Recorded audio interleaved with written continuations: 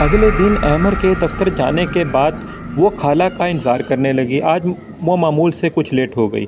آدھا گھنٹہ مزید انتظار کے بعد جب وہ نہ آئی تو اس نے دھوپ لگوانے کے لیے بستر اٹھائے اور چھت پر جانے کے لیے سیڑھیاں چڑھنے لگی۔ چھت کا دروازہ کھول کر جیسے ہی اس نے چھت پر پہلا قدم رکھا، خوف اور دہشت سے بے اختیار اس کی چیخ نکل گئی۔ ایک لمحے کے لیے وہ پتھرا کر رہ گئی۔ یہ سب اس کی آنکھوں کا دھوکہ محسوس ہو رہا تھا۔ پوری چھت اس وقت بڑے بڑے چمگادڑوں سے بھری ہوئی تھی، بدصورت، ہیبت ناک۔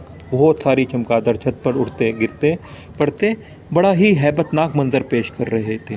دن کی اس روشنی میں بھی اسے لگا جیسے وہ کوئی رات کے آخری پہر کا ڈراؤنا خواب ہے۔ ایک جھٹکے سے وہ الٹے قدموں نیچے بھاگی تھی اور بستر تو ساری سیڑھیوں پر ہی گر گیا تھا۔ کچھ دیر بعد خالہ آئی تو وہ ڈرتے ڈرتے دروازے تک گئی۔ شکر ہے خالہ آپ آ گئی، وہ خالہ سے لپٹ گئی۔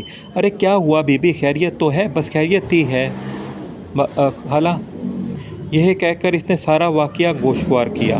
ہائے میرے خدا! خالہ نے سینے پر 2 ہتھڑ مارے۔ بی بی میری تو بات مانو، یہاں سے چلی جاؤ، اس سے پہلے کہ یہ آسیب تمہیں یا تمہارے شوہر کو کوئی جانی نقصان پہنچائے۔ اور جو پہلے ہی خوفزدہ تھی، خالہ کی بات سن کر مزید دہل گئی۔ شام کو جب احمد آفس سے آیا تو نادیہ نے آج کا تازہ واقعہ سناتے ہوئے بے چین تھی۔ اس نے خاموشی سے سارا واقعہ سنایا اور دل ہی دل میں وہ سوچ رہا تھا کہ نادیہ کو وہم ہو چلا ہے اور اس وہم کا علاج سوائے تسلی کے اور کچھ نہیں۔ اگر وہ اسے اس بات کا احساس دلاتا کہ وہ مستقل وہم کا شکار ہو گئی ہے تو ایک نئی بحث کا آغاز ہو جانا تھا، تو اس نے فی الوقت بات بدلنا ہی مناسب سمجھا۔ تم فکر نہ کرو، اللہ خیر کرے گا، تم بس جلدی سے میرے لیے کھانا لگاؤ، بہت بھوک لگی ہے، میں جلدی سے نہا کر فریش ہو جاؤں۔ یہ کہہ کر وہ واش روم میں گھس گیا۔ نادیہ مرے قدموں سے کمرے میں سے باہر نکل گئی۔ 15 منٹ بعد جب وہ واش روم سے باہر نکلا تو ششت کر رہ گیا۔ اٹیچ واش روم کی دہلیز پر قدم رکھتے وقت ساکت تھا۔ 15 منٹ کے بعد جب وہ واش روم سے باہر نکلا تو ششتا رہ گیا۔ اٹیچ واش روم کی دہلیز پر قدم رکھے وہ ساکت کھڑا تھا۔ بستر کی چادر جو 15 منٹ پہلے بے داغ تھی، اب اس پر جا بجا تازہ خون کے دھبے تھے۔ وہ ٹھہرے قدموں سے آگے بڑھا اور خون کے تازہ سرخ قطرے اور انگشت شہادت سے اسے چھوا۔ چند لمحے بغور دیکھتا رہا۔ یکایک اسے احساس ہوا کہ خون اس کی انگلی کے پورے سے بہہ رہا ہے، بالکل اس جگہ سے جہاں سے اس نے بستر پر خون کو چھوا تھا۔ اس نے کندھے پر پڑے ٹاول سے اپنی انگلی صاف کی، مگر خون دوبارہ بہنا شروع ہو گیا۔ کبھی وہ حیرت سے اپنی انگلی سے بہتے خون کو دیکھتا اور کبھی بستر پر موجود خون کی چھینٹوں کو۔ یہ وہم ہرگز نہ تھا۔ اگر یہی بات اسے نادیہ بتاتی تو ہرگز یقین نہ کرتا اور اس کا وہم قرار دے دیتا، مگر اس غیر معمولی نوعیت کے واقعے نے فی الوقت اس کے حواس منجمد کر دیے تھے۔ کھانا تیار ہے، احمد آ جائیں، میں کب سے آپ کا ویٹ کر رہی ہوں، اپنی ہی رو میں بولتی چلی گئی اور اندر داخل ہوئی، لیکن اندر کا منظر دیکھ کر اس کی زبان کو تالو سے چپک کر رہ گئی۔ جب تک خالہ نہ آ جائیں آپ مجھے اکیلا چھوڑ کر آفس نہ جائیے گا۔ اگلے دن صبح کے ناشتے کے بعد نادیہ نے اسے بڑی فکر مندی سے کہا تھا۔ وہ رات دونوں نے تقریباً جاگتے ہی گزاری تھی۔ فکر نہ کرو، میں تب ہی جاؤں گا جب خالہ آ جائے گی، تمہیں اکیلا چھوڑ کر نہیں جاتا، اس نے تسلی دی۔ اور پلیز احمد، کوئی اور گھر دیکھیں، ہمیں جلد از جلد اس گھر کو چھوڑنا ہوگا۔ پہلے سے آپ میری بات کا یقین نہیں کرتے تھے، مگر اب تو آپ نے خود اپنی آنکھوں سے دیکھ لیا ہے، اس گھر میں کیسے کیسے عجیب و غریب واقعات رونما ہو رہے ہیں۔ تم فکر نہ کرو، میں کچھ کرتا ہوں۔ اس وقت بیرونی دروازے کی گھنٹی بجی۔ لگتا ہے خالہ آ گئی، نادیہ کہتی اٹھ کھڑی ہوئی۔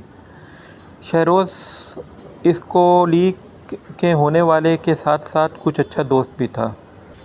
شہروز اس کا کولیگ ہونے کے ساتھ ساتھ اس کا اچھا دوست بھی تھا۔ آفس میں آ کر چند ضروری کام نمٹانے کے بعد وہ شہروز کو کابن میں چلا آیا اور سارے واقعات من و عن اس کے گوشوار کیے۔ وہ خاموشی سے سب سنتا رہا، پھر بولا، بات تو خاصی تشویشناک ہے، میں ایک بابا کو جانتا ہوں، مجھے پوری امید ہے کہ وہ اس سلسلے میں تمہاری ضرور مدد کریں گے۔ پھر کب چلیں گے ان کے پاس؟ اس نے بے تابی سے پوچھا۔ جب تم کہو۔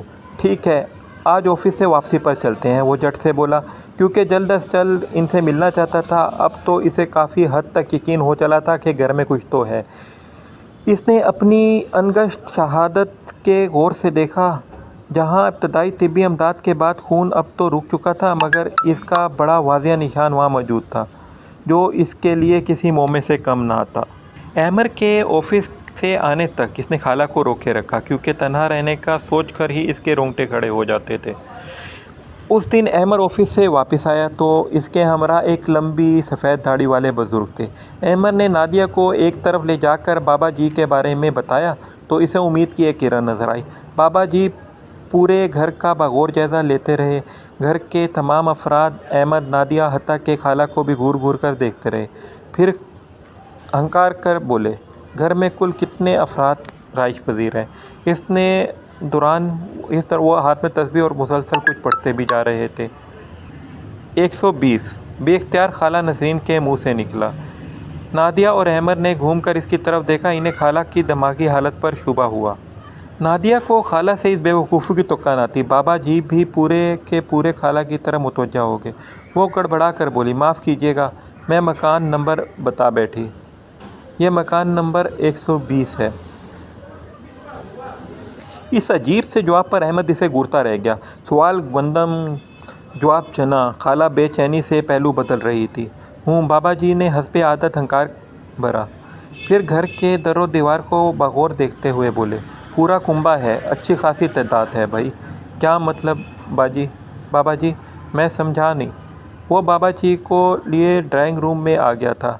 بابا جی کو لے کر ڈرائنگ روم میں جیسے ہی وہ آیا تو نادیہ خالہ نسرین کو لے کر بیڈ روم سے چلی گئی۔ سمجھا دیں گے، اتنی جلدی کیا ہے، لیکن فی الحال اتنا ہی کہیں گے کہ اس گھر میں جنات کا بسیرا ہے اور تعداد بھی اچھی خاصی ہے۔ میاں تمہارا کام ذرا مشکل ہے، مگر ہو جائے گا، ذرا دیر لگے گی، مگر اللہ کی رحمت سے مایوس نہیں ہونا چاہیے۔ تم کل آنا میرے پاس، ہم تمہیں کچھ تعویذات دیں گے اور ساری تفصیل بھی بتا دیں گے، اور جتنا زیادہ ہو سکے گھر میں قرآن کی تلاوت کیا کرو اور بآواز بلند، مصیبتوں سے بچتے رہو گے۔ اچھا بھائی، فی الحال ہمیں اجازت دو۔ وہ اٹھ کھڑے ہوئے، اور ہاں میاں ایک بات اور۔ وہ جاتے جاتے رکے، پھر بولے، گھر کے تمام افراد پر کڑی نظر رکھنا۔ یہ آخری بات اس کی سمجھ سے بالاتر تھی۔ ان کی اس بات کا آخر کیا مطلب تھا، اور گھر میں افراد ہی کتنے تھے؟ وہ سخت الجھن کا شکار ہو گیا تھا۔ اگلا دن بڑا عجیب تھا۔ وہ آفس کے بعد فوراً بابا جی کی طرف بھاگا، مگر وہاں پہنچ کر اس کی حیرت کی انتہا نہ رہی جب اسے معلوم ہوا بابا جی آج ہی حرکت قلب بند ہونے کی وجہ سے انتقال کر گئے۔ اس نے اسی وقت شہروز کو کال کی اور اطلاع دی۔ وہ بھی حیران رہ گیا۔ اس بات نے احمد کو ہلا کر رکھ دیا تھا۔ اچھے بھلے بابا جی نے جنہیں کل رات اپنے ہی ساتھ گھر میں لے گیا تھا، آج اس دنیا میں نہ تھے۔ بہت سے راز وہ اپنے سینے میں لیے دنیا سے کوچ کر گئے۔ انہوں نے آج اسے ایک تعویذ دینے کے ساتھ ساتھ بہت سی باتیں بھی بتانی تھیں، مگر قدرت کو کچھ اور ہی منظور تھا، اور ان کے گھر کے افراد پر نظر رکھنے والی بات نے تو اسے خاصا بے چین کر رکھا تھا۔ اسے یقین تھا کہ آج وہ راز بھی کھل جائے گا، مگر اس کی تو نوبت ہی نہ آئی۔ بے حد رنجیدہ سا وہ گھر واپس آ گیا۔ کیا بات ہے، خالہ جلدی چلی آئی آج گھر پر؟ نادیہ کو اکیلا دیکھ کر اس نے استفسار کیا۔ ہاں، ان کا کوئی کام تھا، میں نے بہت روکا، مگر وہ بہت منت سماجت کر رہی تھی۔ اچھا، سب ٹھیک ہے نا گھر میں؟ میں نے مخصوص سے لہجے میں پوچھا۔